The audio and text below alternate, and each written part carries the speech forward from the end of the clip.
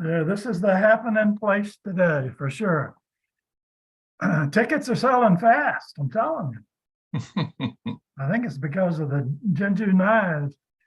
And John Cobb, David Gershon was just sharing in a different meeting how moved he was by how moved you were to share how you believe that the peace by 2030 could be the peace movement that we've been looking for decades. He's very much looking forward to our meeting again tomorrow. So a lot of exciting stuff happening there. Hey, Sunshower, Tomas, David, good crowd here. John Buchanan, thank you for being here. I want to talk about your book pretty soon. Some amazing stuff coming out in that world. Okay. Hi, Kurt. Hi, Harry. Hi, Becky. This is the Garden of Joy dancing session, right? You know, if anybody can get me to get up and dance, it's going to be you, Summer Joy. Well, I hope so. Okay. We're always dancing. Say hi to David Stoney. Hello, David.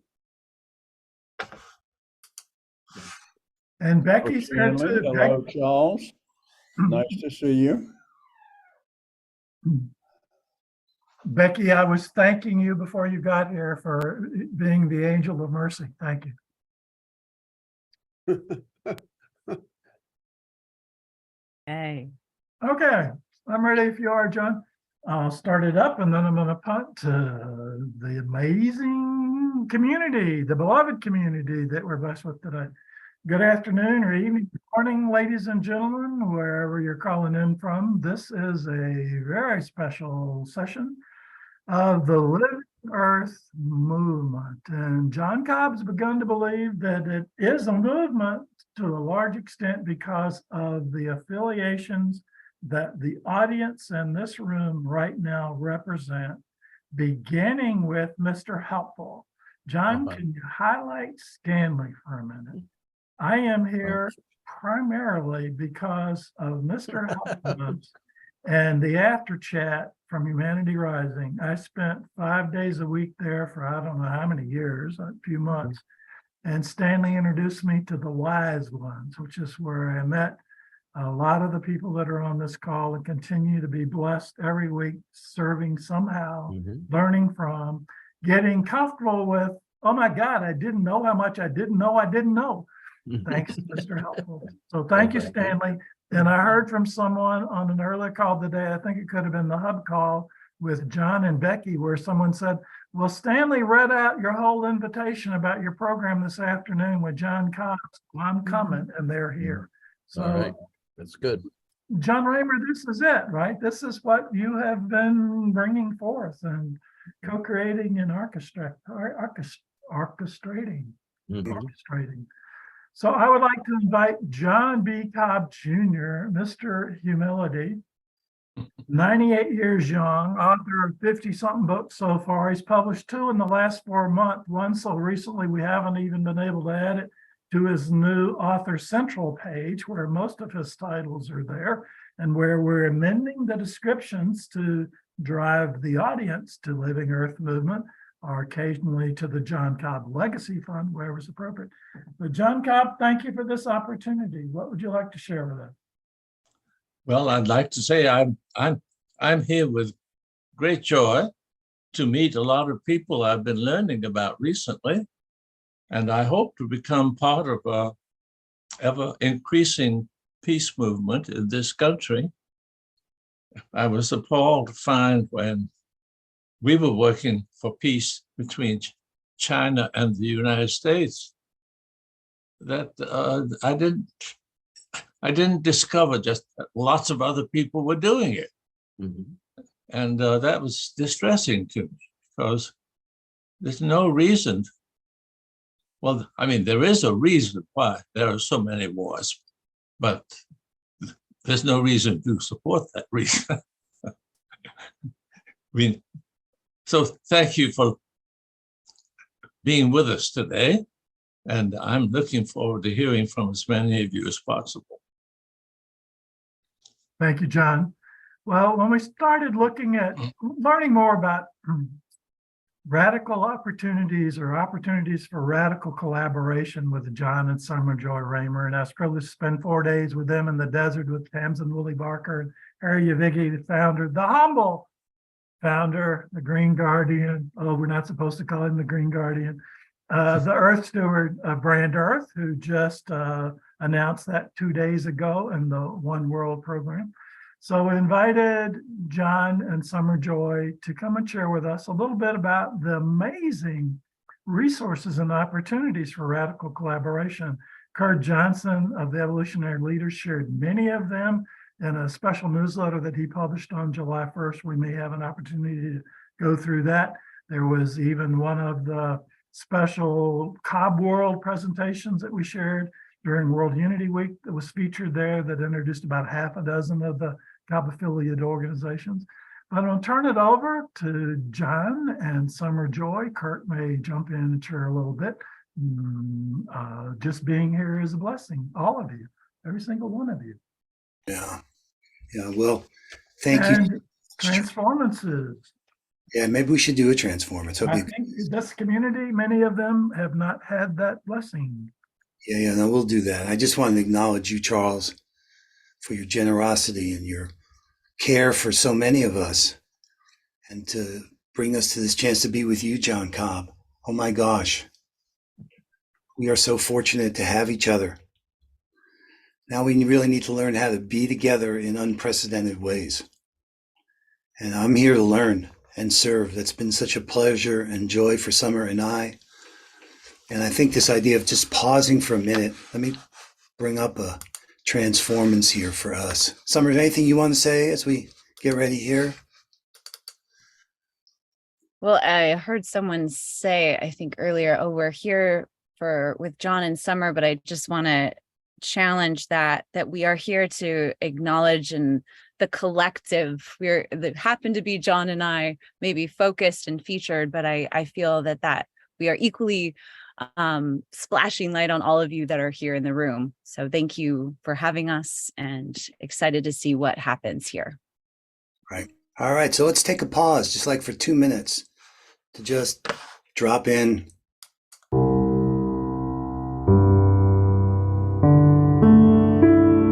As we open this virtual space, let's connect and be present with each other. Let's get to know each other with kindness and gentleness.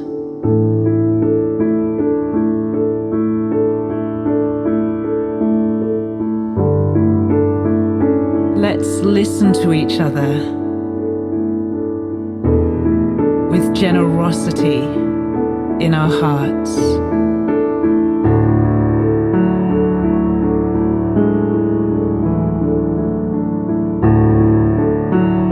Let's learn from each other with curiosity and wonder. We are a part of nature. We are a part of Earth.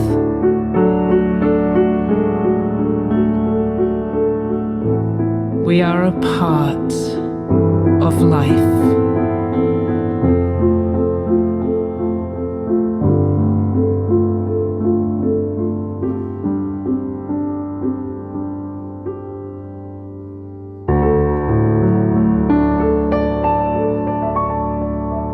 May we use our time together to add to peace and truth and goodness in the world.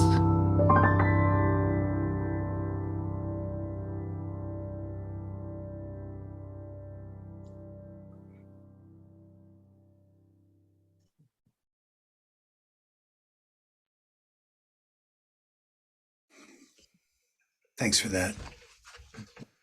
Nothing quite like a pause. I feel like the whole planet's due for a pause. Especially at this, I call it this Etch-a-Sketch moment. I don't know if you guys remember the Etch-a-Sketch. You shake it and all of a sudden, the age of AI appears. How we come to know what it is to be human and how to use these gifts and these new amazing possibilities. When you change the medium, you could change the practices. And that's what we came to see here. Just the fact that we can connect from all over the world. That's a power that I never thought we'd really have. And as we see so many institutions failing us, we realize we can remake the world. So that's really what we're up to. I mean, we started the compassion games, the power of, just the idea of a game all of a sudden makes you a little bit of an observer. You could begin to see what's the point of the game and what are not just the rules of action, but there are certain games that are not win or lose games, they're infinite games. Creating peace on earth by 2030 is one of those. But the purpose of the game isn't to win or lose, but the purpose of the game is to keep playing. And you're not playing within the boundaries, you're playing with the boundaries. And that's for me, the dream of this radical collaboration we're doing, is that we're playing with the boundaries. And I'm directing you to you, Jon, Cobb, and to everybody here, because I'm so grateful for the chance to learn from all of us. One of the things I learned from our indigenous elders is that they say that each of us are 3 lines. There's your bloodline, there's your storyline, and then there's your milk line. What has fed you? And I'm a musician. And learning how we learn to make music together is for me something that has fed my soul. And it's where I've drawn so much from. To be a good musician, you got to be a good listener. So, Sommer, I want to let you share a little bit. Then I want to open this up just like you were saying. And we could talk about all the things we're doing, and it's amazing, but it's really us together here right now. That's what I'm betting on. These consecutive moments of now. So I see you're in one world. Yeah. Yes. I think I've always been in one world. And there's a special kind of launching of one world that's upon us and happening. And I'm really curious of what everyone else and but especially when you brought up those milk lines and the listening coming from you as a musician, Jon, I also feel like part of how I'm listening is deeply intuitive. I didn't come here with a plan of 1, 2, 3, 4, what I'm going to say here. I feel like I let that go a while ago, in the sense of, there's a respect that I really want to feel with all of you here of why you're here and what is emerging and the value that we all share together, that I've learned a lot about and from radical collaboration. As Jon was talking about the compassion games and the survival of the kindest, there's this actually letting go of my, agenda or plans that I find happens in the most potent spaces where things are really actually happening and changing in the world. And these online, what was the co-opetitions of the compassion games? These games that have been played all over the world, evolving into what was needed of these convergences with all these different organizations that so many of you represent, of the Peace Week and World Unity Week and Enlightening Our Way Together, and this desire that we have to be together. that in those spaces where I have no plan, the most extraordinary things happen. And I think what I feel in the heart of so many of these gatherings is that we all care so much about each other and we want to help each other. And so yeah, I'm really curious, like, how can we support John Cobb? How can we support Charles Betterton, who's so there for so many of you and so many desires that are happening in the world? What can we do here? So I'm just curious in the chat if there's things coming up from any of you that are here. Yeah, so that's what I'm curious. I didn't mean to pull the rug out from under you, Charles, but I'd really love this to be about how we can empower you and John, okay? I know you were offering this for us. It's kind of like serving each other. You know, how do we feed each other? Yeah. And there are missions. I mean, just to be practical enough that you guys know this, what Summer's talking about. In September, there is an upcoming Peace Week convergence.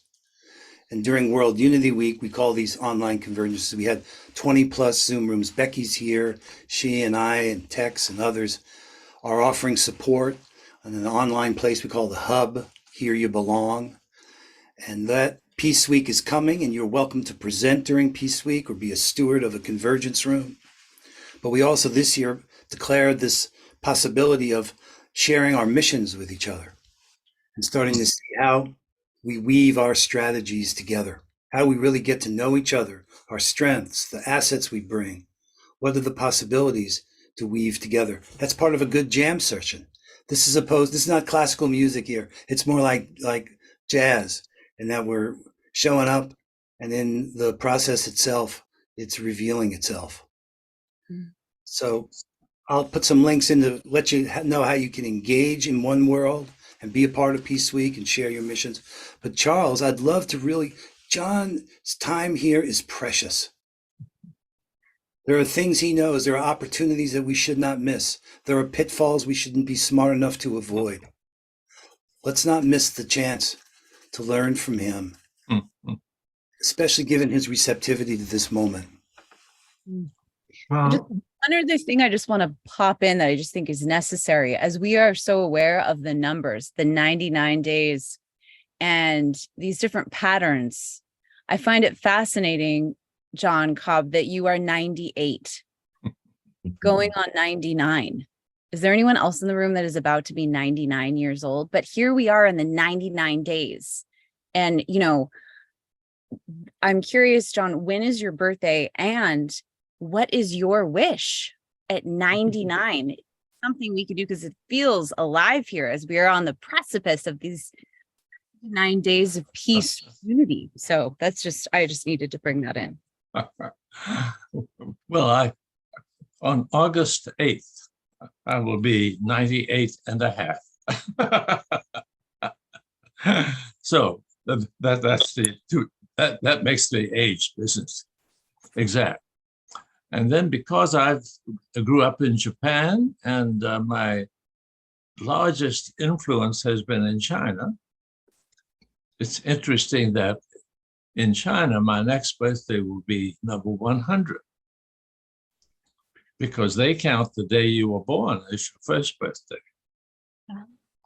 I think I don't really see how we can deny that the day you were born is your birthday. But in any case, we don't count it. No.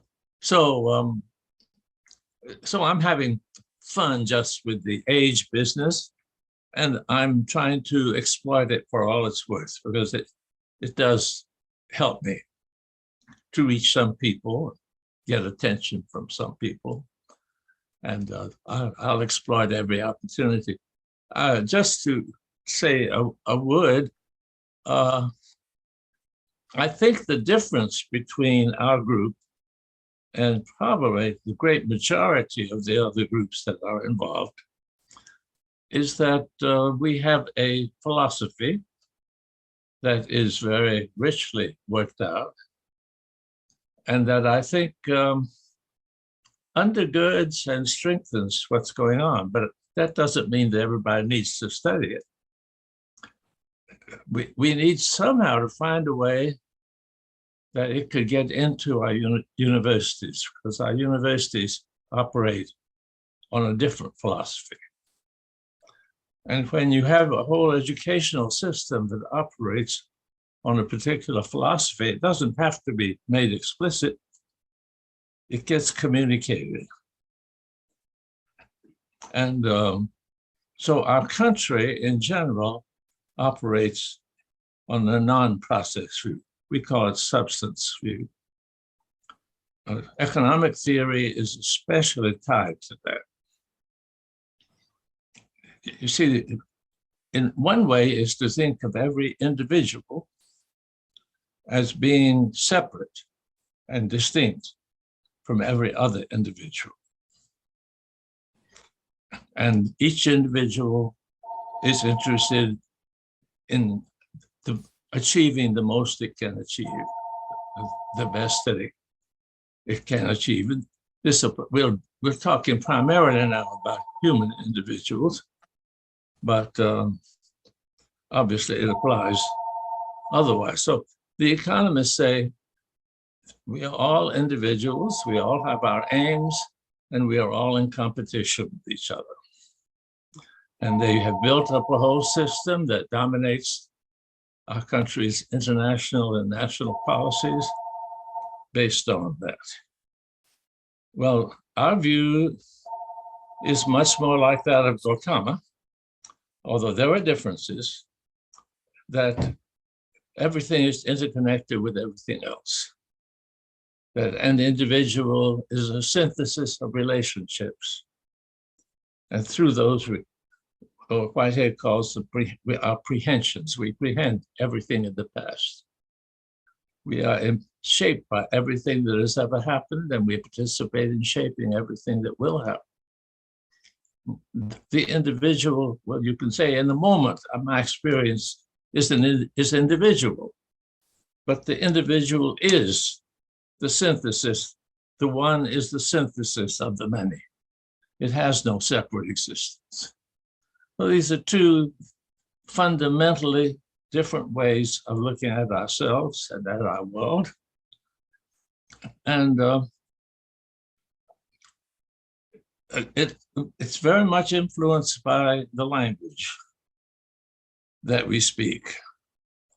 Our Indo-European languages put the emphasis upon the noun or pronoun, and then you know what you're talking about, and then you say something about it. And you can talk about the same thing the next day and say something different. So it's the continuity of the same entities that our language lifts up. Chinese and Japanese, and I think Korean, I don't know any Korean, build the sentence around the verb. So it's an action, it's an event, it's a happening. We don't think that you have to consciously make this metaphysical shift in order to deeply appreciate all the interrelatedness of things, but we think that it helps.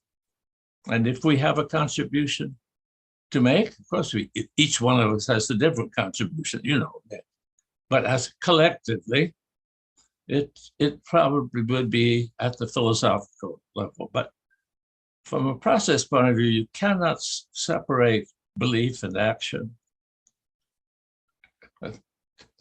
To say you believe something, but then act as if it went so, that kind of stuff doesn't get you very far.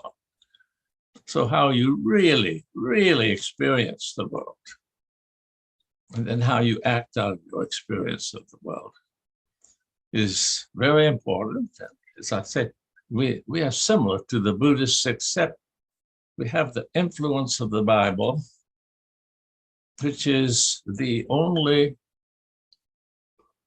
major literature that is primarily oriented to history and stories. And historical thinking did not play much role in Gautama Buddha. So historical thinking and process thinking go together for us. And so the stories we tell about ourselves, the stories we tell about our cultures, the stories we tell about our families, they're all indication of who we are. And of course, now it's very important that the connections with the sciences be worked out, because everybody assumes science is authoritative. Actually, my view is that today, science has become a vast amount of it. This doesn't affect, but on a certain range of issues, it's become dogmatic. And it's very sad. I think we need to be explicit in our criticism and win over scientists to really paying attention to the evidence rather than worrying about the beliefs that might get involved if they took this move or not. That's more than I meant to say today, but it's a way of indicating that there are some features of what we do that we don't expect the rest of you to do. We just rejoice that what you do is so congenial to our way of looking at things. And how you got to that way of looking at things is not as important as that you have that way of looking at things. I think the sense of being interdependent in a very deep way, not just superficially and externally, but our very being is already shaped by other beings. We are who we are as having the family we have. Nothing can be separated out. And the whole effort of our culture and of our universities to have departments, academic disciplines that can be separated from each other, it puts an end to serious thinking. And I don't think you are at an end to that serious thinking. I think you engaged in that serious thinking. You might find some help in our philosophy, but we are not joining you in order to convert you. We're joining you because we celebrate the fact that the things you care about, the world you want to see coming into being, is the world that our thinking leads us to work. And we can work together. And if you find any of our more abstract ideas useful or relevant, that's wonderful. I think some people find the possibility of bringing rigorous scientific thinking together with very serious spiritual thinking. And we do have that systematic possibility within our thought. I think that for some people feels like a real gift. You know, Jon, it's amazing if you two haven't met, but Kurt Johnson's here in the room. Do you know Dr. Kurt Johnson? You've opened the door. Through our mutual work with Ken Kitatani and Rick Clugston and all of those folks. So, and I think, Jon, we've been on a couple online things together. I don't think we've met personally, but everything you've done with Rick and with Ken Kitatani and others. So we're rooted together. Yes, that's a way of putting it. There are no sharp boundaries. We flow into each other. And each of us is a unique combination of all the things that make us up. But some of us then can gather together and work together without any of the obstacles that occur when we try to work with some other people. Well, Kurt lives on that edge of straddling those worlds. That's why I thought, Kurt, I'm sure you'd have something interesting to say in response to what Jon's speaking to. Yeah, absolutely. And what I really want to share is what is so important about this gathering and what it represents. And that is that we're in this era now where all around the world, these networks are popping up who realize that they have to make the critical difference regarding the future of our world and whether we actually, as Jon said, really address the issues that are in front of us or that we remain in the ostrich sangha and we just put our heads into the sand. So all these networks are the big chance for the future to be that magic canoe that makes that difference. Now, this group that's gathered here, to give you the bigger picture, actually is a part of a larger network of about 500 leaders and 150 organizations. That would represent one of the networks that trying to create a larger network of networks is that particular group. And that particular group, if you think about it, everybody, is rooted in most of us going back to either being a part of the evolutionary leaders or parts of projects of the evolutionary leaders. So even the things that Jon has done with Ken Kitatani or with Rick Clugson and the Earth Charter people, Audrey Kitagawa, those are all rooted. That one thing we all have in common, large percentage of us, is being members of the evolutionary leaders or the evolutionary leaders synergy circles. Now, in us taking on this mandate to try to build these networks, impact networks that can make the difference that Jon's talking about, as you know, what we've set out to do is to make that the major goal of what the evolutionary leaders community would be doing. And so everything that Jon has been doing is one of those efforts. And actually, when we have been meeting recently, as we move toward the fall and everything that we hope will unfold, we're really identifying 3 major nexus points in this network that you all are a part of, inevitably, while you're here. And those really include 3. And the 3 are the evolutionary leaders and their synergy circles being 23 areas of engagement among the evolutionary leaders. And then I, as the coordinator for that, I'm kind of like the waiter at those 23 tables. But the other one that is some major banquet tables that have been made among this network. And those are really what is the Holomovement, which, as you know, we launched in a major event in Sedona, Arizona in March. And just to update you on that, their staff comes online on August 1st. They'll be rolling out all their programs. Most of you have probably seen the website. You're maybe already a part of the Hilo site. And there's actually a confluence of 20 programs from the evolutionary leaders that are also hold-on projects of the Holomovement, which is generously financed by a European philanthropist. The other one is what Jon and others are building on Mighty Networks.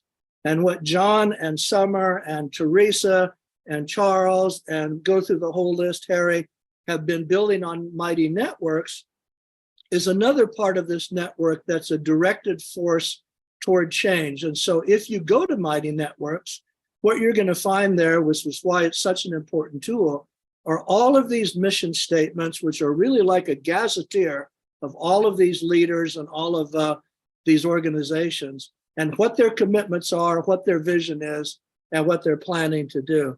So the last thing I'm just going to mention is that the other thing that we brought to this, as you know, is publishing the books that are about these movements. This is the book that we've done on the Holomovement, which I mentioned was launched in Sedona in March. There's a list of over 100 organizations that are a part of these networks. I'm going to reach out and grab another one here. So this is Irvin Laszlo's book that was just published about 2 months ago. And we'll be following with his much bigger anthology with 34 contributors in October for Global Oneness Summit. And I imagine many of you here have Global Oneness Summit programs that you're planning. But the point being that, again, there's a list of another 150 organizations in Irvin's books, which are, again, trying to do the same thing that we're doing. So that's what you're a part of. You're a part of this great hope at this time that individuals, organizations, NGOs, and initiatives, the local level of all of you, everything you're doing, can actually become a gigantic organismic impact network to trim tab this Titanic and turn it around before the Titanic goes down. If we don't do that, our only option is to rearrange chairs on the deck of the Titanic, listen to the band as it goes down or whatever it may be. But what Jon was saying is it's just absolutely crucial. We have to wake up. Now is the time. I think you saw today, New York City, 100 degrees. This was the hottest month in the history of the world for 120,000 years.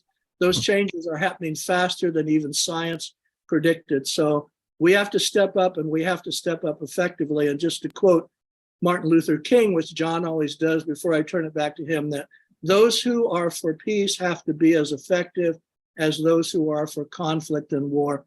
And that's what we need to step up to. And as John said, the process view of reality is what it's all about. We live as a part of a cosmic superorganism, whether we call that God and all of its manifestations, or we see it scientifically in cosmology. We either respect that profound interconnectedness and build around it, as Harry's doing with Brand Earth, and Charles is doing, and John is doing, and Stan is doing, and all the other people that I recognize here, or this species just may not make it. So it's a critical time. So that's why we're here. And it was wonderful to hear John, wonderful to hear everybody else. Fabulous, Kurt. Thank you for all your leadership, everything you're doing. I think Marshall Gans says leadership's accepting responsibility for enabling others to achieve purpose in the face of uncertainty. And all of us as regenerative leaders right now, taking responsibility for enabling others to achieve purpose in the face of uncertainty.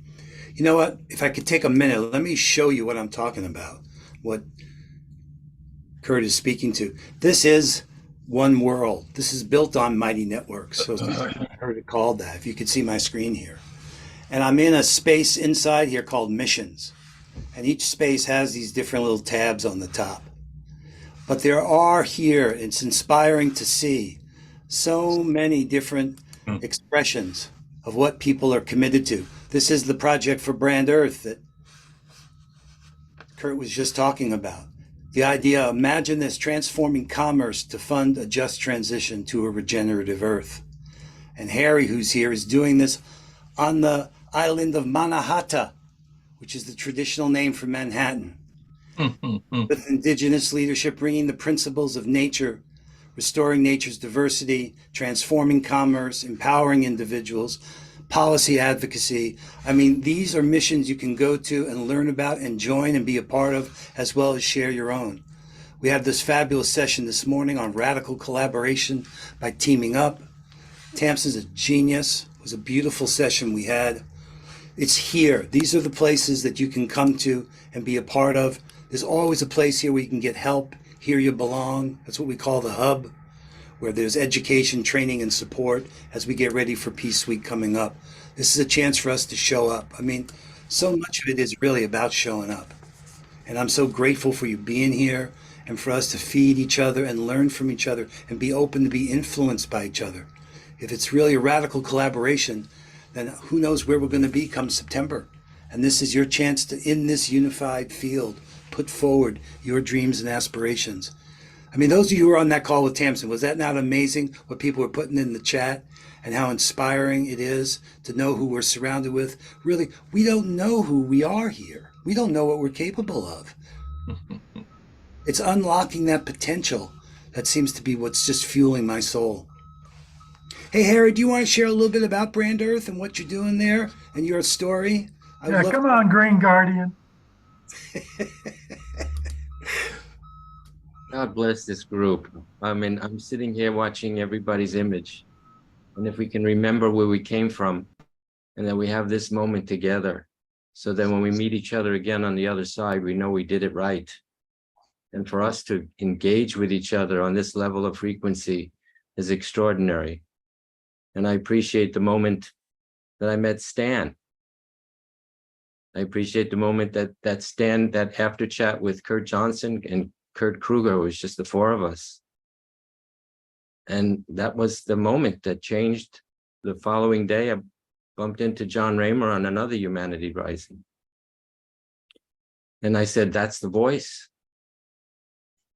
We look for the voices together. We look for the amplification for us to be able to have this gift of being able to do this together. Radical collaboration. The whole notion of Brand Earth at one point for me became the audacious, courageous, and radical opportunity to make the ship that we're looking for by becoming a new brand story. We know what the old brand story looks like, but I turned it into be respectful, accessing nature's diversity. And each of us are that diversity in our relationship with nature. And we have this golden opportunity to understand that we as grassroots can only survive as if we were in a forest, that the trees among us let the light shine on the grassroots. But it's the global canopy of the corporate world that hasn't allowed that canopy to shed light on the grassroots. And now we have this gift of opportunity to invite the global canopy of the corporate world to share with them a new form of growth and a new pathway for them to shift what they have done and what is possible for them to redo. And I remember early on when the question came up about the value of a product or a service in this world of commerce, and asked the company CEO, what % of your product is waste and what % of your product is profit?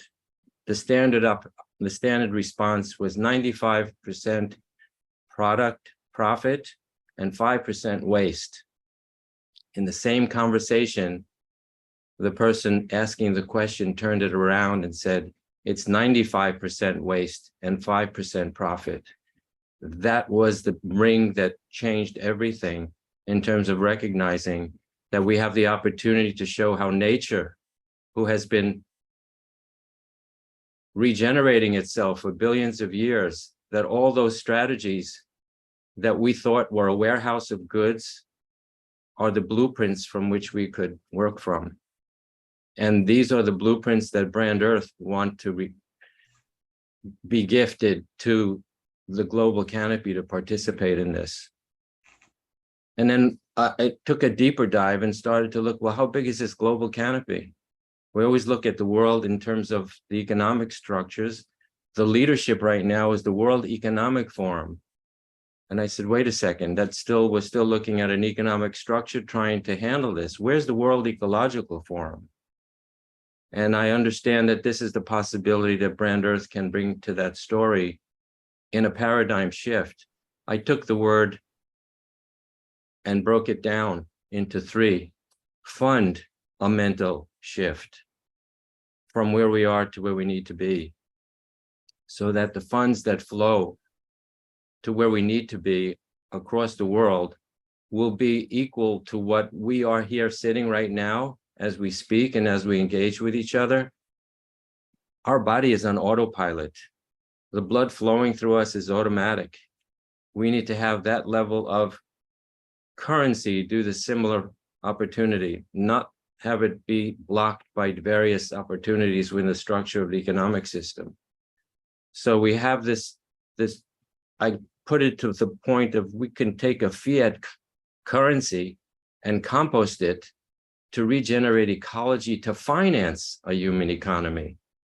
Because everything does come from the planet. All brands are rooted in nature and all economies are founded on nature.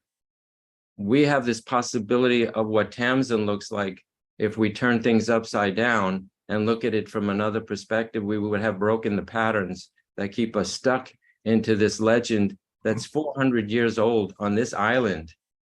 400 years ago, Peter Minuit in the southern part of Manhattan went to the northern tip of Manhattan to engage with the Lenape chief for an interaction of a transaction.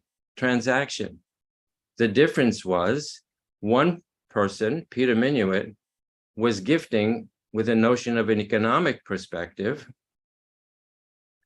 The other person in this participation was receiving it and gifting back with the opportunity as a gift to share. And that was the moment we blinked on this continent. And this corporate structure that has created itself, here we are 400 years later on this island, we've turned a flourishing forest of this island into a huge construct of moving mountains, making them into different materials to create this concrete jungle. So in my nature of place, I sit here and look at the Manhattan Island and how do I become the opportunity to make a shift on this island that if we do it here, according to John Raymer, if we do it here, we can do it anywhere. This is New York, New York. This opportunity is so well fine-tuned at this point that we're collaborating radically to kind of escalate this radically to get us to the wizards on the planet with probably just a handful of people that collectively could make the change appear immediately. And Jon and I are working on this diligently with Charles, with Kurt, and there's Brian Russo. There's a whole team of us doing this nonstop on a daily basis. And everybody's welcome to listen and participate with us and help us move this to the next step. Thank you, Jon. No, this could potentially be a game changer for us, guys. We made up the economic system. We can make it up a different way. Imagine in your digital wallet, you had an Earth pass. And every day, everybody, anywhere on Earth in any currency, anytime we transact, we put in a BIP for Earth, a little tip for Earth, 1/100th of 1%. And let that pool together to fund this just transition that we so desperately need. We have that power. We just got to get the right people in the room and get them to say yes. And I think it's getting easier and easier because things are getting worse and worse.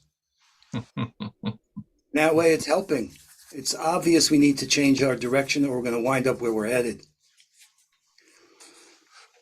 Well, it's so good to hear you, Jon Cobb, and see you hearing about these ideas here. There really is a new Earth rising.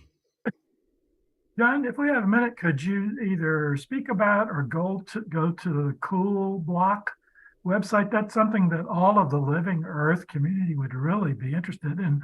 And Jay McDaniel in particular, who likes actions, as does John Perkins. It's all about actions and climate sustainability. Excuse me, at the local level. Block is about as local as you can get. Yeah. I could share it. Did you want me to just bring up the website? It's great. This is reinventing the world, beginning on one block at a time, right? This is where it starts. And the whole idea of peace on Earth has these PO zones, a peace on Earth zone, starting with the 6 feet around you, in your house, in your neighborhood. On your island. On your island, that's right. That's why if we can do it in Manhattan, we can do it anywhere. But this is a website for the Cool Block. And this is now David Gershon, Social Innovation 2.0, the author of that book, is behind this initiative as well. So there's the Peace on Earth by 2030. And then there's communities. In California, the good news has been funded generously to get communities engaged. You know, disaster and emergency preparedness is a great way to build community, getting people to talk to each other and know each other. So I'll drop the link. Palo Alto is one of the cities, San Francisco as well. I'll put it in the chat. Charles, I don't know if there was something in particular you wanted. Oh, that's good. I mean, putting in the chat, 3 California cities each received $1 million grant as the 3 prototype communities. And while that's Cool Cities Challenge is not presently active, the communities can sign up. Individuals can sign up to be a Cool Block and get started in that process. And there are a lot of beautiful actions and success stories and some short videos. There's a PBS special on one of the communities, I forget which it was, that got a grant. It's just so powerfully and moving to see individuals who had not engaged with their neighbors before that are now taking action at a community level. Well, you know, Jon, you were talking about something before. I'd love to get your reflection on this, okay? Because this issue of oneness, and so my wife is here, Summer Joy, and we have an amazing life together. And we've learned, though, part of that is how do you maintain autonomy while you invent a we? So this issue about all of us having our stuff, what we're up to, right? And yet how these boundaries need to become such that we can weave them together and learn from each other and influence each other. Because it seemed like when you presented before, it was kind of one or the other. It's either you see us as all isolated or we see ourselves as all as one. How do you reconcile that balancing of our autonomy with the we that we're inventing. Mhm. Well, in Whitehead focuses, first of all, upon a moment of human experience as being the real individual. And this real individual begins with some possibility of what to become. It doesn't begin there with one of the factors. In addition to having the past it has, then it has the need to order that past, to organize it in some way so as to become the many become one. And there is a decision made about that. That is not, the past does not determine exactly how it will be embodied. Now, one of the given features would be that in a moment of my experience, I will be very much in continuity with a previous moment of my experience. Whereas I will also be in continuity with something that you may just have said. But there is a sequence, so that when we talk about I'm talking about a sequence that in one way could be traced back to my birth and before. But it doesn't mean that what happened to me before I was born is really more influential than what happened to me because of my life with my wife. In other words, the identity we love to trace is extremely important, but it does not always, it's not always the most important factor in what I now am. Right, right.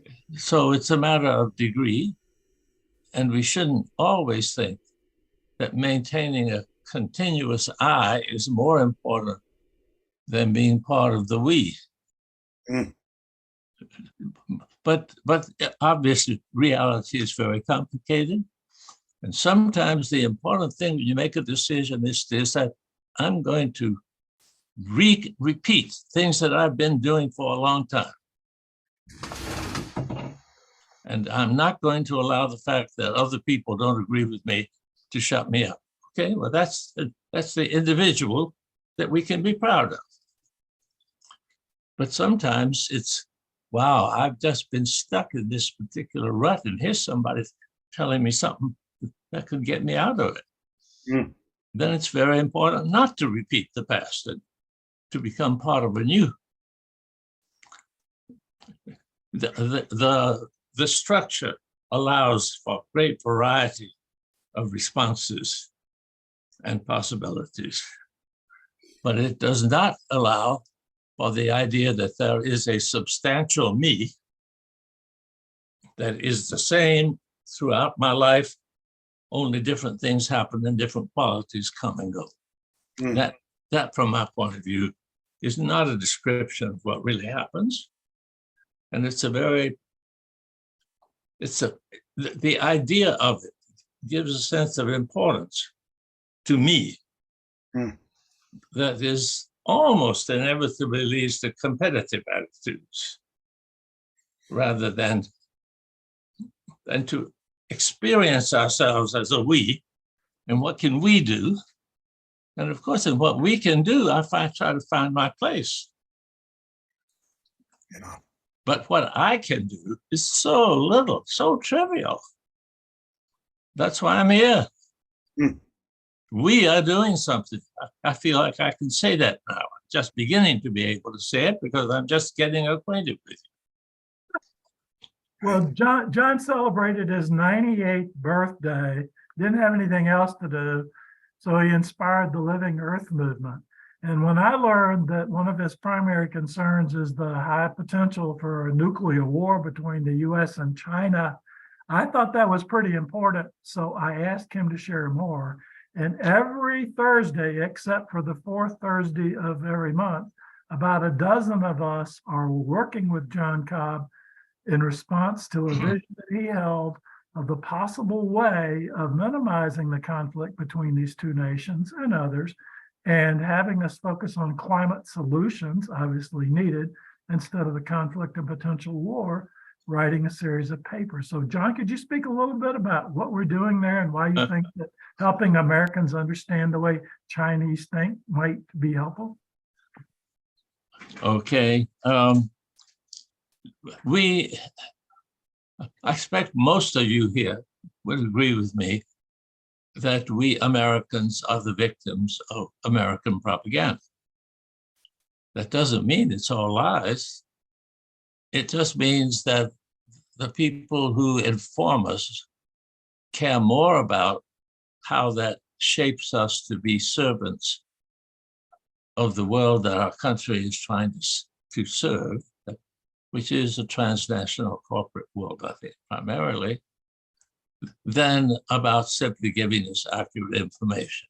Propaganda, if you really understand what propaganda is and how important it is to every country, when it's not just doesn't function simply at the international level, but as one, then you will not simply swallow it the way so many people do. The assumptions out of which most Americans operate in relationship to both China and Russia are distorted. And you can tell that our government, or the people behind our government, whoever you want to identify as shaping the media, want us to accept that these are bad people, so that anything we do to them that's negative can be justified. And they're immensely successful. And right now, it's still very difficult to say, well, where can you go to get reliable, good information? I frankly think that if you just go to Chinese sources, you would get a little bit more accurate information than you do from American sources, but I'm not interested in getting into that argument. But I have hoped that if we could develop a set of papers on the issues that Americans have swallowed negative propaganda about Russia and China on, that are carefully objective and don't try to push people into thinking something diametrically opposite to what they thought, but simply set Chinese behavior in the context of what the Chinese think has been going on, that maybe over a period of years, more people would get accustomed to checking out this source before they decide that China's just gone off its rocker and doing something terrible. How much good that can possibly do, I don't know, but you feel that way about everything. No one project can make a huge difference, but I think lots of projects make a little difference. And I think when we get a dozen papers out there, and if you will help us direct people to them, and I think that's part of what it means to be part of we. I don't mean make this your major project, but just a project. And of course, if you want to discuss our papers with us, correct us. The papers, I think we have some pretty good papers, but they're not perfect either. And if they could be the expression of a wider community that is thoughtfully critical and is simply interested in what is true, that would be great. I don't think much comes out today from people who just interested in the truth. And I'd like to be part of creating a place where at least that's the goal. We're not trying But we think that if we know the truth, we will be much less interested in having a war or villainizing. And I am quite sure that the United States has threatened to use its nuclear power against China. And fortunately, China backed down and allowed the US to take over Taiwan. I was not at all sure China would do that. That's very difficult for China, very difficult. They didn't do it lightly, they didn't. But when we use our nuclear superiority as a threat, there's always the danger that somebody will say, we are not going to live by your threats anymore. And the horrors that can follow from that are beyond speech.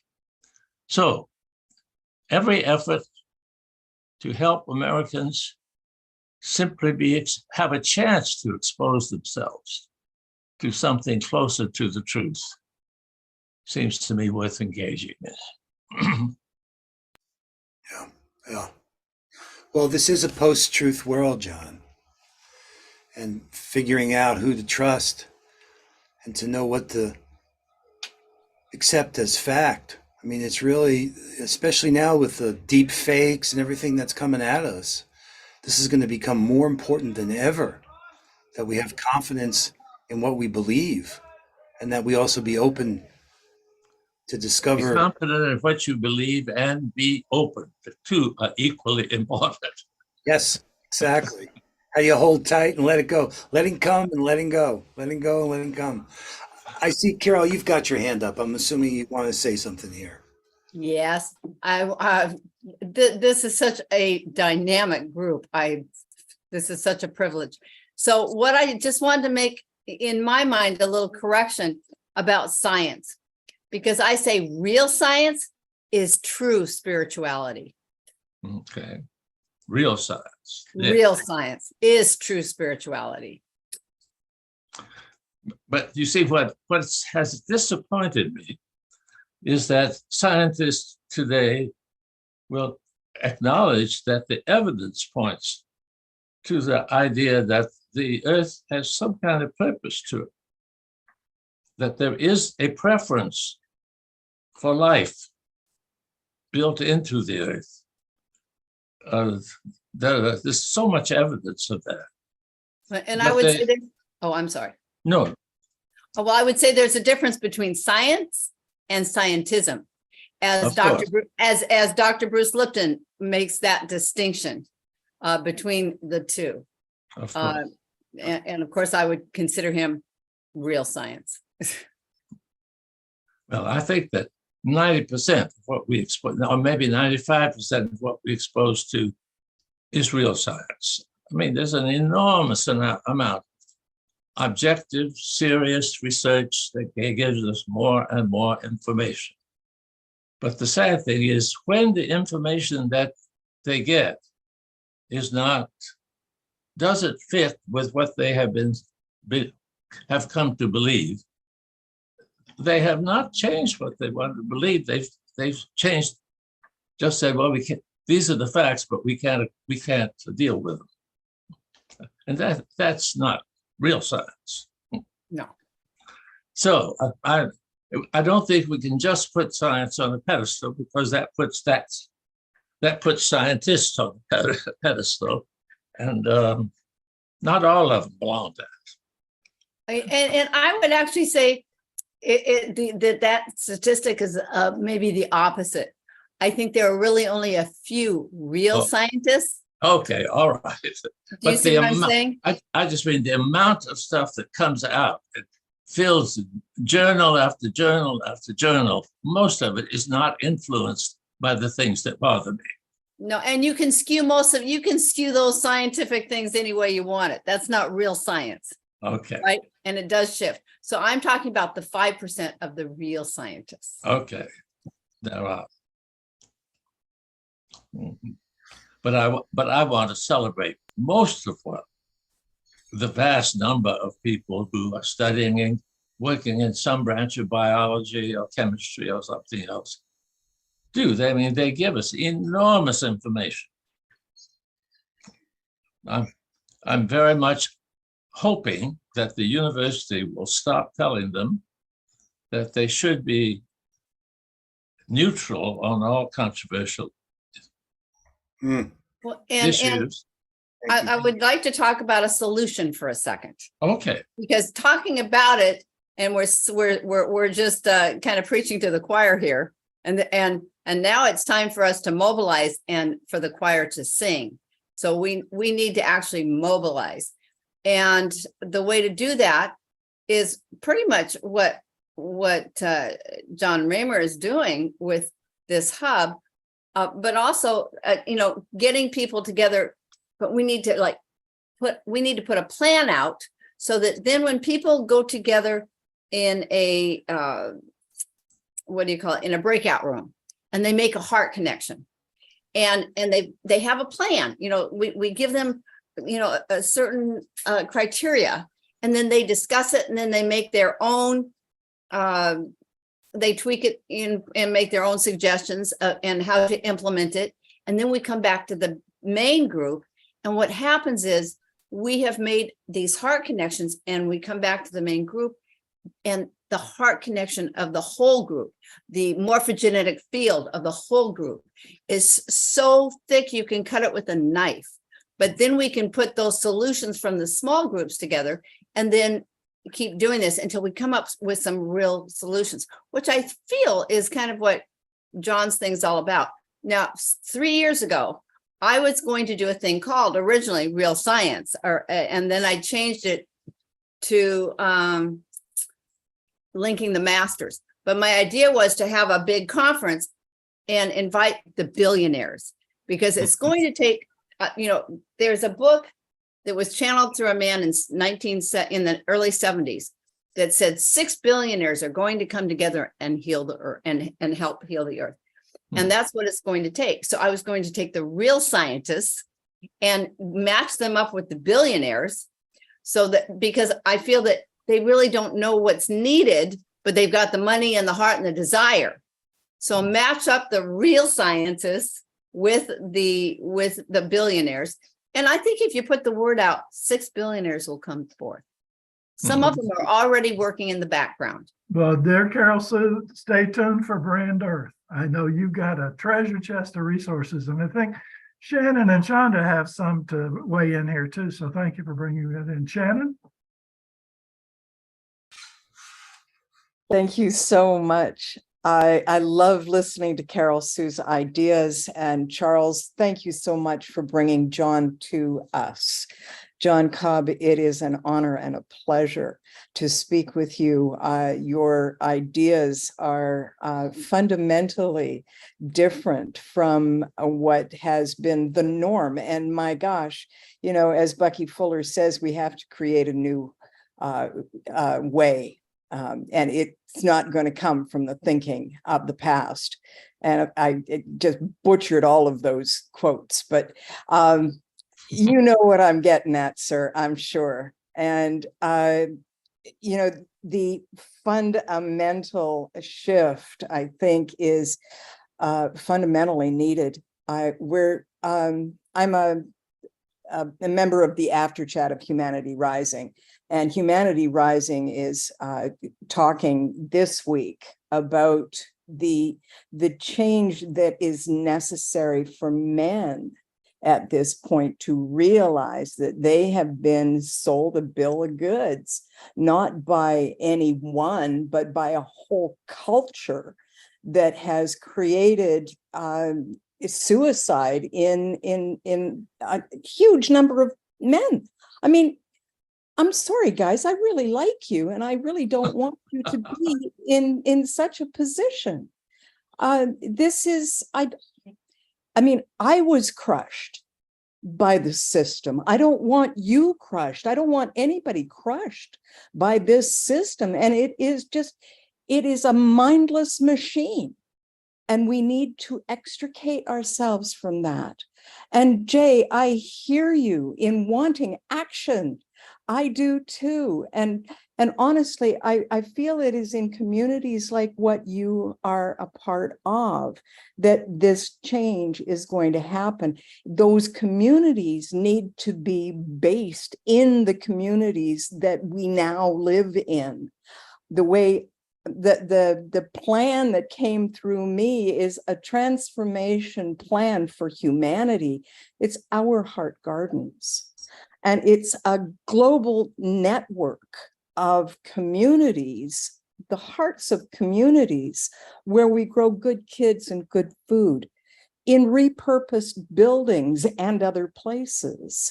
And in those places, we come together in circles and we hear each other and we heal each other and ourselves.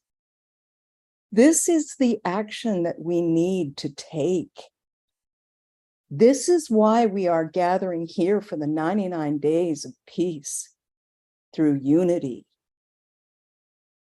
I don't know how to make this happen. I am not a planner.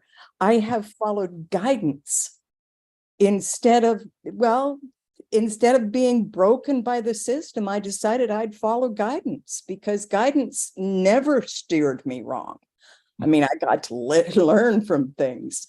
But I think that is what we need to help people to find, is a way to follow their inner guidance, because the one that's giving us guidance has a better plan than anything that we can put together. And yet, oh my gosh, what would we do if we didn't plan? I wouldn't be able to even go to dinner with my mom if I didn't plan. So plans are necessary, but we have to be flexible. And Jon, thank you so much for listening to me. I'm so glad to be heard by you. Thank you. Thank you, Shannon. We love your vision. Get that mission going in Mighty Networks. Excuse me, One World. Yeah. Shonda. Do we want to hear from Shonda? Sure. And Bridget? I see Barbara's got her hand up too. Thank you so much. Mr. Jon Cobb, it has been a remarkable honor to be in your presence and the wisdom you've accumulated over these years. It is such an amazing inspiration to me today, being 66 years old, to look at you and say, I have 30 years ahead of me yet that I am going to be able to work on this peace movement. And I would like to pull us back to the topic of my beautiful Summer Joy and John Raymer and Charles and Mr. Cobb. Where do we move from here? How do we move this one world together with what we have to work with and what we've heard today? Yeah, Shonda, thank you for that. Because you know what, guys? It's not just about naming it. That's not enough anymore. So we were together teaming up earlier, where we were actually answering some profound questions about what is our role and how are you called to play in growing the capabilities that we actually need to change our direction. It was Tamsen's insight when she said the situations are caused by the patterns, and the patterns are caused by the relationships. If we change our relationships, we can create new patterns, and that'll change the situation. So with that, some of you know, I talk about shifting from pitching to pooling. It isn't like finally I'm going to show up in the Zoom room and someone's going to say the thing that hasn't been said, and all of a sudden everything's going to work. It just doesn't work out like that. It's commitment. It's awareness plus commitment and then following through. It's showing up like you did here. It's taking Jon's papers. It's not just getting those papers out. It's getting those papers read by the people who actually have some influence to make some change. We're in a situation with those with the legitimate authority don't have the capability, and those with the capability don't have the legitimate authority. It's out of balance. It's a power structure that needs to shift. And that's our dream here, is that some number of these missions are really potential game changers. And we need to get behind them and ensure their success. And that means sacrifice. I hate to say it, but that actually means taking some time and dedicating it to something other than yourself. And that has been the most rewarding thing for me. I've gained so much from being in service of the things that this community is up to. So that's my pitch for pooling.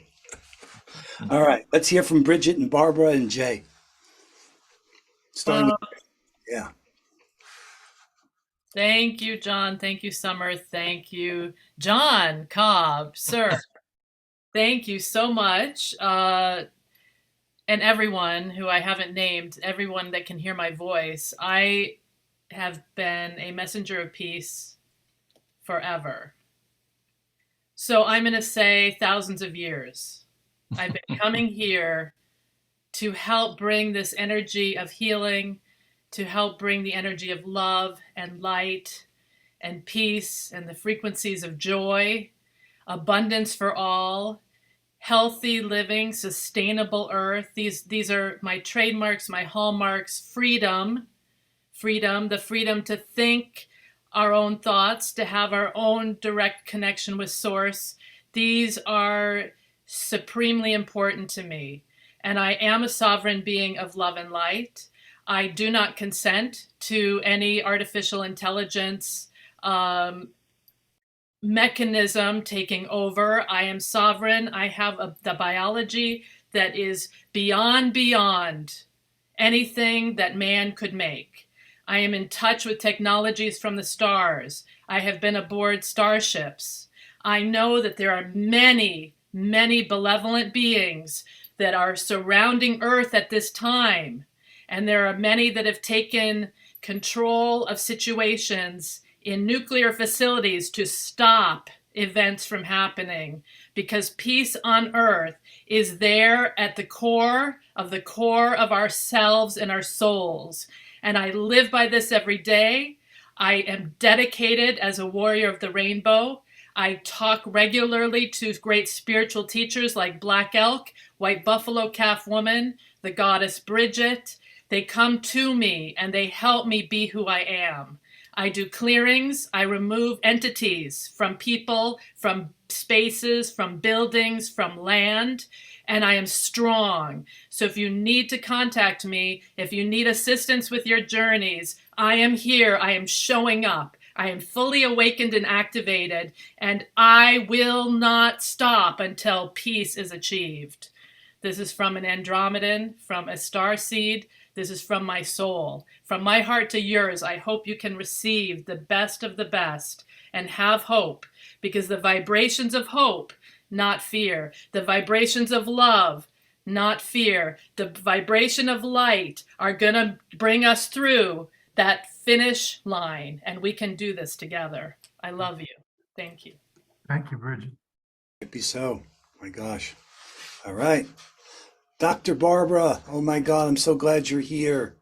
You have such genius to share. I'm glad I'm here too, although I wrote Charles and said, this is becoming a full-time job, all of these wonderful meetings. And when am I going to solve the issues I'm dealing with in my life? But honest to goodness, there's been so many amazing ideas today. It's so fertile place. This is like deep master gardening that we're doing, deep master gardening. And I don't want to just talk about my thing, although I think it's a big piece of the solution. You should. Yes. And I've decided to change my mission today. The mission, I've decided to change it because it's just time to take what we're doing in Ukraine and really show how it's working. So there's that. But Wait, Barbara, I want people to know a little bit, give you some background here. Barbara moved on September 11th, 2001. That's the day she arrived in Ukraine. Has been an educator and peace teacher there and had to leave recently because of the conflict, but she's still working in support of her students and teaching peace in Ukraine right now. Well, I didn't leave because of the conflict. I left for my normal little 4-month visit to my grandchildren, and then COVID hit. And then I was the one person in the family who didn't get sick. So I was taking care of everybody. And then, for years, it seemed like. But, and also I had just started a brand new program in Ukraine. I had left teaching adults and I had started committing to where my heart has been for so long and where I used to work, which is kids. And so I came back and I was all filled with that, and then COVID, and then of course the invasion. And so my life, like Bridget, like you, I mean, I felt your power, Bridget, and I don't agree with everything you said, but honest to goodness gracious, I felt your commitment. I felt it, and just like Shannon and her gardens, I felt it. And that's what I think, you know, this is here for, so we can feel each other. And knowing a little bit about each other really helps. And as you were all talking, I was making lots of notes and drawing pictures of what does collaboration look like. And I'm redesigning our whole leadership structure in both countries to fit what's asked for, to fit the possibility, because we're not going to meet it unless we change. We cannot change it with the structure we have and people who are happy to be advisors and not do anything, and me who's happy to have warm leaders, you know, just warm bodies, and people who pat me on the back as leaders often do because they're trying to spread themselves around, you know, and so I get a few atta girls, and I can't do it with an atta girl. This is way too big. We need to team up, and I'm bummed that I missed this morning's thing. I don't know how to do it. I guess I was trying to live a little bit of my other life, but you know, it is so incredible. And what I just want to share is that what I'm learning right now, I am in the middle of this chrysalis moment where everything I've done my whole life, I go to the gap wherever there's a conflict and I work there. I've done that my whole life, not on purpose. It's just, I am the person so often the first on the scene of an accident in a road. I am so often the first on the scene of a revolution that's starting to grow. I mean, it's just, no matter how much I pray for it to be fun and easy, and like, you know, Annie Mame is who I wanted to be as an old person, you know, I'm nothing like Annie Mame. I couldn't sit still for Annie Mame for 2 minutes. And where I'm at right now is, as I look to why have I not done this before? I had to ask myself a question last week. Why have you not done this before? Why have you not just claimed the space and told people what you needed? And that's because, like lots of other people, maybe none of you, I didn't believe people, A, cared, B, had the time for it, C, would really stick to it or follow through. So, but I knew I could count on me. And so I'm one of those crazy people that has so much experience and didn't get the support that I needed. Until now. Well, not even now. I mean, I've been working on changing it, but thanks, Carol. So yeah, I appreciate And I just want to tell you, you're such top drawer. You're top drawer. Do you get that? That came from Annie Mame. All right, thank you. Yes, I remember that. So here's what I got listening today. I drew this picture of how, first of all, what the heck is truth? I mean, I really want us to see what would happen if we put it, if we were using a Mentimeter now, which is something I use in Ukraine, to have everybody put in one word and the picture shows up on the screen. If I don't know if we could agree on what's true, but it would be a fun thing to see how different it might be. And then if that's true, that it's really different than we thought, then what if we put all those things in and we just keep like teaming up them? Well, those two things are kind of similar, and those two things, and then we've got, you know, 18 instead of 25. And then we take those 18 and then we've got 12 and then we've got 8 and then we've got 3, you know, and so we need some kind of vehicle to do that. And maybe somebody's got that already. And then we have to learn. Like if somebody says we just have to tell the truth, I don't know that I know it. I can tell you what's true for me. I can tell you what I know for sure right now. And the biggest impact of the past 3 years since I started the Understanding Peace Project, which is the result of 40 years of peace advocacy and walking in the trenches, is that the biggest thing that happened, I never would have put on a plan. I wouldn't even have imagined it. I didn't even know it was possible. And I believe that, like John Cobb, that he's all, those things about birthdays, I tell my grandkids, hey, you don't have to wait to be a teenager. When you're 12, you already are. You finished your 12 years now. You're it. So just go ahead and be what you want to be. So what I understand is the greatest thing that ever happened in the past 3 years is what's happened in the past 3 months. And that is, by the nature of a war, which requires people to just like drop all the superficial crap and just deal with what's real. And then by the nature of these teachers and this is public school, these teachers and these kids that we bring our project to, they don't understand the language. They don't know what's true about it. The philosophy doesn't make any sense. It's all brand new and they're all scared. And by the nature of the fact that there's all this authoritarian education system that has to be revised, you take all of that and we were so naive at some level, maybe not, but we gave this curriculum to people who didn't know how to use it. And when they said, well, what do? We're really scared. I said, you trust each other. You trust each other. And we're here 24 hours a day because I'm 12 hours away from you and they're 10. And so we gave them this thing that they didn't know how to do, as simple and as inspired as my pen able to catch the message of the spheres was. We gave it to them and we told them they could do it and that we stood with them and we walked with them. And what happened was, because the teachers, which I don't even like that word, the educators on both sides of the learning process were discovered that they were newbies, that they didn't know anything about what they needed to learn about. And so therefore they had to rely on each other. And in that relying on each other, all the old mores and all the old rules all started to fall away because the props were gone, because the war is so hard and compelling that people's hearts are cracked open. And that's when change is possible, really, when it hurts so bad. And so what's happened in the classroom, and we've measured it for 3 months now, harmony has emerged where before there was just chaos and pain.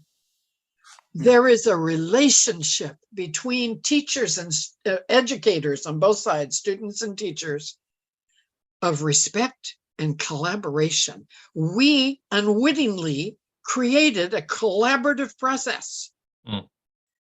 And it is so flippin' exciting that the teachers are weeping when they come to the webinars to share their stories. And when I'm telling some new person who I want on our board, I'm weeping, or they start weeping because of what's possible. Yeah. So that's what I know for sure today. And to me, it's true that when we rely on something greater than our needs, that the universe will provide it. Thank you, Barbara. Dr. Barbara. Thank you so much. I put your website link in the chat if you want to. Oh, my website is a mess. I need somebody to help me do a website. Oh my God. Or pay for it. I don't have time to do it, but Put your email in there. We want to hear from Jay so we can also hear from SINE Network before we let Jon and Sommer Joy dance away. Jay. Well, I don't feel competent after hearing Bridget and Shannon and Barbara, but I think I'll offer a word from the process perspective if I can. First, just a little about me. I live in Arkansas, and I'm a Christian influenced by Zen Buddhism, and Zen has played a profound role in my life for a long time. And it's had me attentive to the reality of the moment, of which John Cobb was speaking a little earlier. So I, like John, think of myself as a series of moments, not as a thing that endures unchanged over time.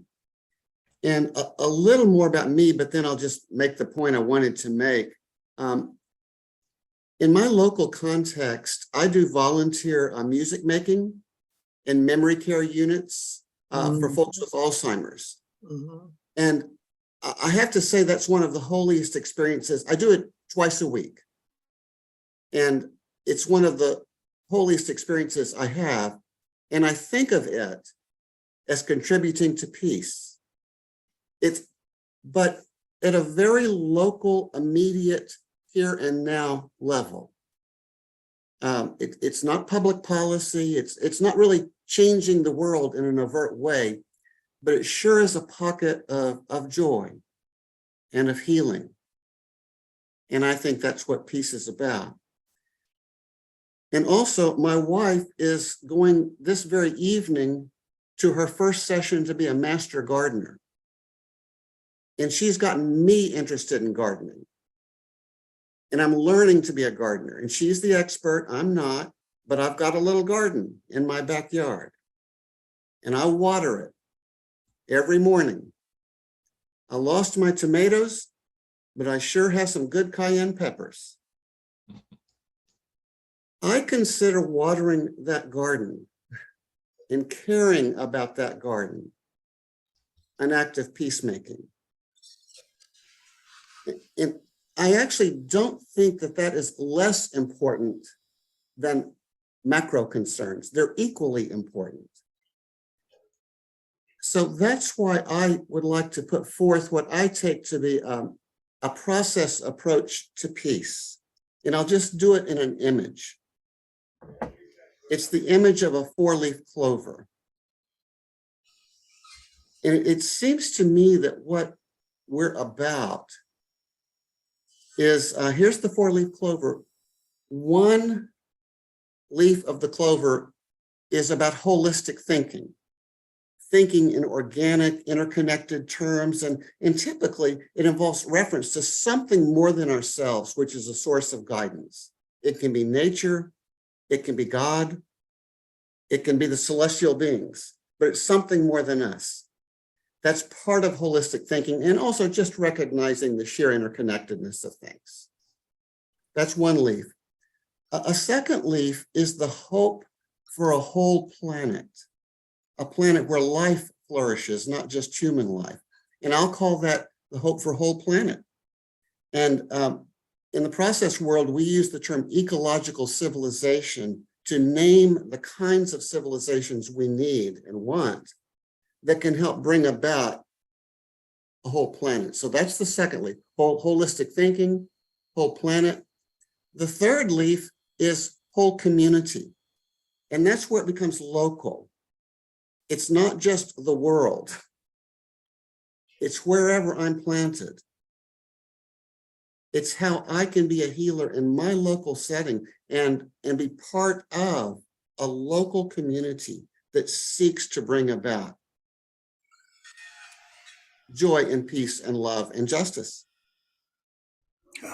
And the fourth leaf, from a process perspective, is about who we are as individuals.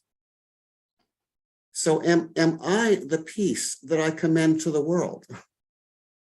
Is that part of my life? I don't know. I have to ask my wife. I have to ask my friends. How do I come? Am I an example of the peace that I commend to the world? So the four-leaf clover is holistic thinking, whole planet, whole community, and whole person. And I think from a process perspective that we bring to this discussion, all four leaves are important. And we can't neglect any of them, actually. So that's my little process pitch, but I hope it helps in some way. Yeah. Well, Jay is a treasure chest of resources, including what is process thought, and he's put his website, Open Horizons, in the chat box. So it looks like we might still have time to hear yet another amazing opportunity for collaboration. Jon and Sommer, would you please share with us the SINE Network? All right, well, let's hear from Sommer. Let's hear from Sommer. Well, just to riff off of Jay, I so appreciate that you just brought in the awareness of pockets of joy. And I hope that you all have pockets full of joy after this meeting and just wherever you are on the planet, knowing that, yeah, those large, big global differences and those tiny little nuggets of joy, how extraordinary that they matter. I come from the origins of the garden of joy is a part of who I am in the world. So I just really resonate with how much the garden has come alive in the one world and in this conversation. So I just put in the chat the website. This is such a full, rich time. So I don't know how much time we really want to take to do that, but a synergized impact network exchange is a part of the work of the compassion games in the world. And there's a lot of great ways like the Mighty Network and One World and the convergences. And one of the greatest compassion games is something called sine waves, of really discovering how not only are we just talking about it, but we have extraordinary experience of how much of a difference it makes to make our time together, that there's a value and an abundance when we actually have a trusted sharing space. An example of that is on Facebook. We do, when one of the organizations goes live, we share it through all based on trust. And that is a stream turning into a sine wave. And there's lots of information about that on the website. Just thank you. I'm gonna, just feeling. The thing that Sommer's pointing to goes back to what I was saying earlier about changing our relationship to create new patterns. So that we're admins on over 350 Facebook pages. You'd say, wait a minute, why would anybody want that? And how did that happen? Well, it happened person by person in trusting us. And with that trust, we're able to actually do things in support of all of us that are really unprecedented. So we call the SINE Alliance a network of social innovators that are committed to behavior change at scale through radical collaboration, innovation, and what we call unprecedented unified action. And that's what's happening on One World. That's where we're making our home there. We want to go beyond the collective impact to actually have a synergized impact. And synergy is a term we're using to describe this process of turning what we have into what we need. So we do this in service of everything that everyone's talking about here. There's so much potential.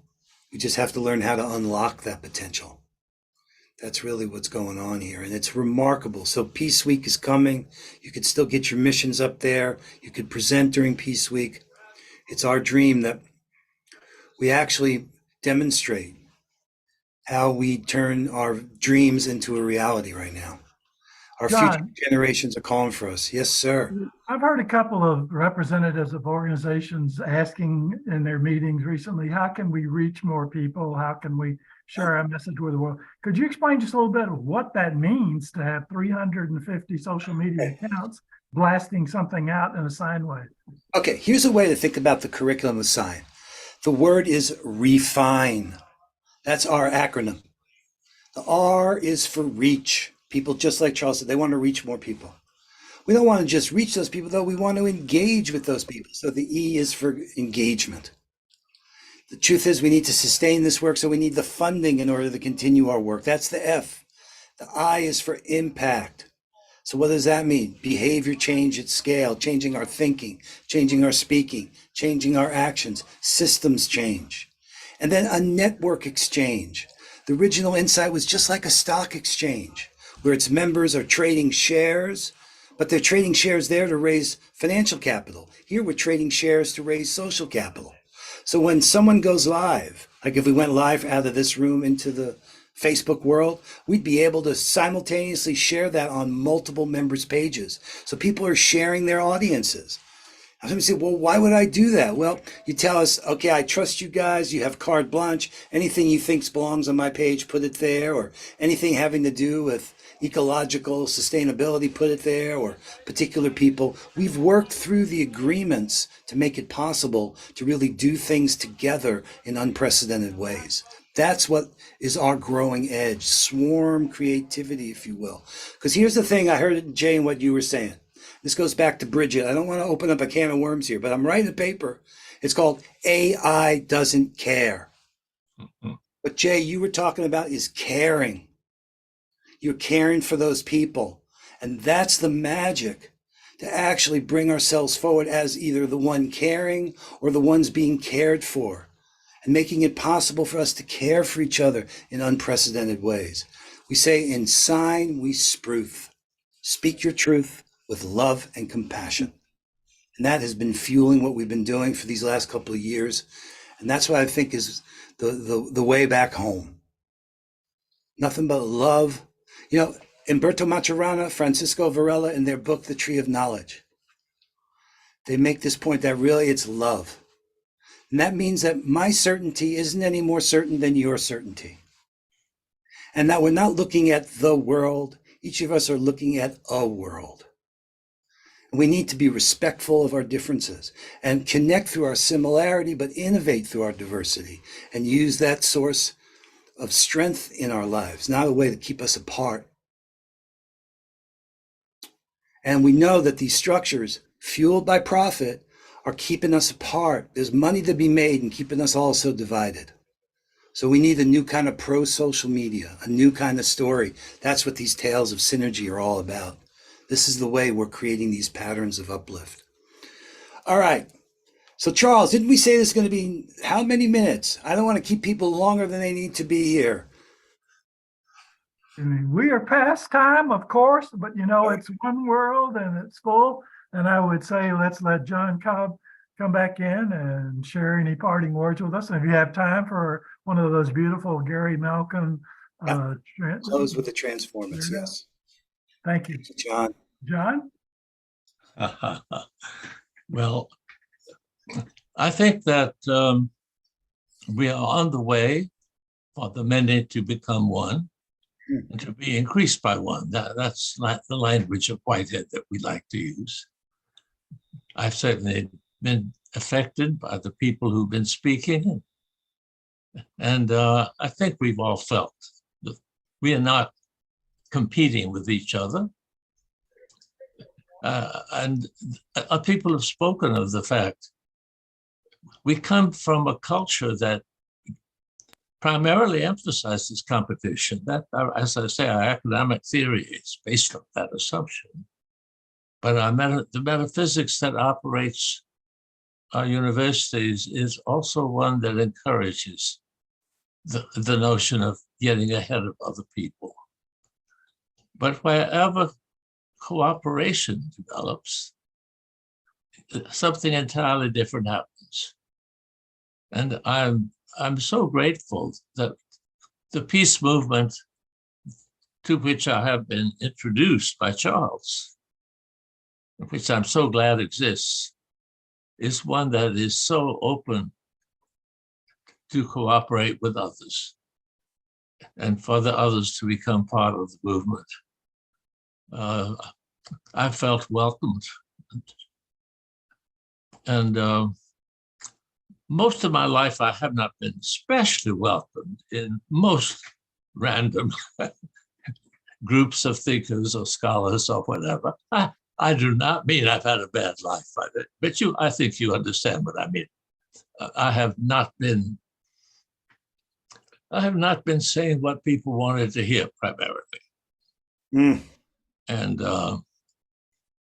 that doesn't mean that they've been mean to me, but I like to be part of the group rather than always a critic. I think we need to be confident enough in our relationships that we function as a we, the community, that we can criticize each other. mean, that's important too. But criticizing each other can be for the sake of better cooperation, not an expression of competition. So I think you especially, but whoever is responsible for all that has happened, is to be very much thanked for having built it up in a way where free people come and enjoy their freedom with each other, become community. We like to talk about communities and communities of communities and communities of communities of communities and so on. And I think you represent all of that stuff. Thank you. Thank you for joining us. Yeah. Thank you, Jon. Thank you for not backing down, speaking the truth, even when it's not popular. I think I can be pretty stubborn. You, come on. You're a blessing to work with and to serve with. I don't record this, but I would pay you for the privilege of doing this wonderful service. Oh, love you, Charles. You're so generous. And so the way I want to be in this world. Thank you for reminding me of what it's like to be there for everybody and caring for each other. All right, we're going to do a quick 2-minute transformance to say goodbye. Here we go. 2 minutes.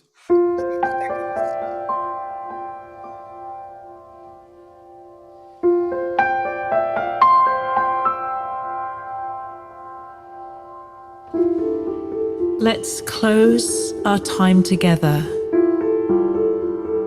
with a moment of silence.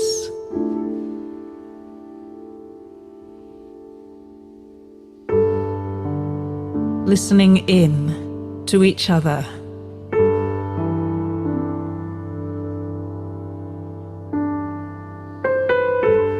Being present with each other.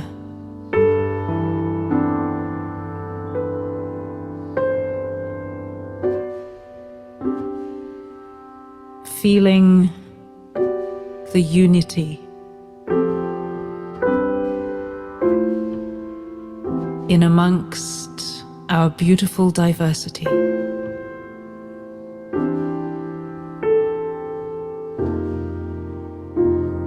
And let's face forward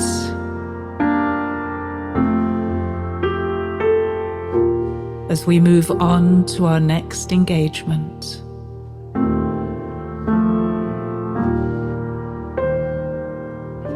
Taking with us the essence of this experience so that it may live on.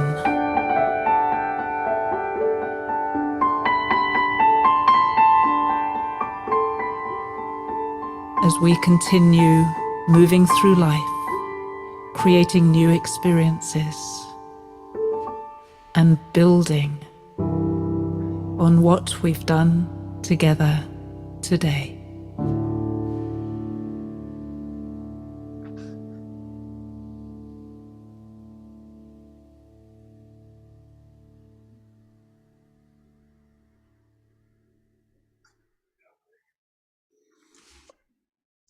Thank you, everybody. Thank you. Thank you, Jon. Everybody. Thank you, Summer. Summer. Thank you, Jon and Sommer. Thank you, Jon. Thank you, Dr. Barbara. Thank you, Harry. You all. Are we going to dance out? No, we're just gonna love each other out. Come on, we got to dance out. Love. I'm dancing, I'm dancing. Dancing, I'm dancing. I want to sing a little song. Oh, Summer. Oh, Barb. I want to sing a song that my father's mother had, was created in the 1800s, and it's called The Garden of Your Heart. Well, sing it fast because Jon and Becky are in the hub in about 8 minutes. There is a garden that I long for, set in a golden land, life 'neath its skies of glory, flowers bloom on every hand. Come to me now, my heart is waiting, never again to part. Love is divine, and heaven shall be mine in the garden of our hearts. Beautiful. Now, Beautiful. thank you so much, Dr. Oh, Hart. for all of us cosmic gardeners. Oh, yeah. Thank you. Oh, you guys Hey, are everybody. so amazing. Mwah. Stay tuned for Summer Joy's Garden of Joy. We'll all be dancing. It's amazing. I'm It's the most waving. extraordinary presentation in a print book I've ever seen.